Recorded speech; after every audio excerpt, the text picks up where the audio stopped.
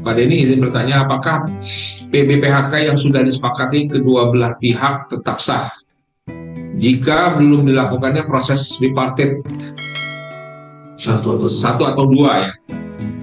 Atau apakah pertemuan pada saat penandatanganan PB tersebut sudah termasuk bipartit? Sudah termasuk bipartit. Terima kasih.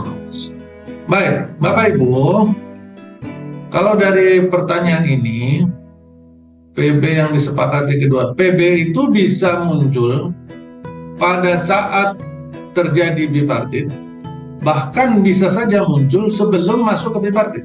Ya. Contoh, pada saat kita mau PHK orang, ya, pada saat kita mau PHK orang, kemudian dipanggil nih waktu eksekusi ini. Saya panggil karyawan, mau di PHK, sampaikan alasannya dan sebagainya, ini hakmu dan sebagainya, kita bicarakan dalam momen itu belum disebut sebagai bipartit. Itu baru disebut sebagai penyampaian keputusan perusahaan untuk mem-PHK karyawan. Karena pada saat itu saya harus menyampaikan surat kan, surat PHK-nya. Baru setelah saya menyampaikan surat PHK, pada saat si karyawan tidak terima dengan keputusan PHK itu, karyawan harus membalasnya secara tertulis dalam waktu 7 hari. Nah, baru setelah itu dilakukan bipartit, ya kan? Itu prosedurnya. Nah, kalau pada saat saya menyampaikan surat, pada saat melakukan eksekusi, disampaikanlah niat perusahaan, keputusan perusahaan mem-PHK, ini suratnya ya, dan sebagainya, ini hakmu sekian. Terus si karyawan menyatakan setuju.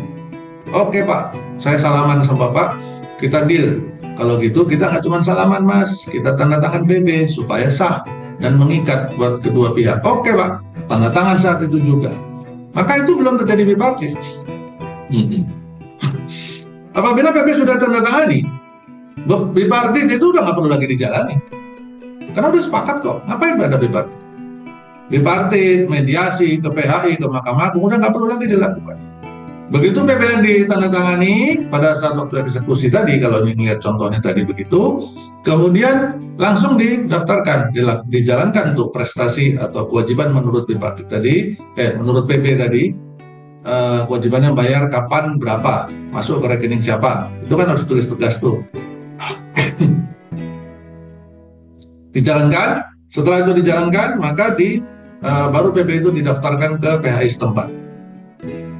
Kenapa harus dijalankan dulu? Karena pada saat mendaftarkan, panitera PHI setempat pasti akan meminta bukti pelaksanaan PB tersebut.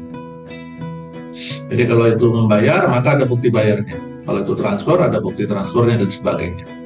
Ya, atau kalau menyerahkan benda, ada tanda terima misalkan. Ya, jadi begitu. Sehingga kalau PB sudah tanda tangani, sudah disepakati, sudah nggak perlu bipartit.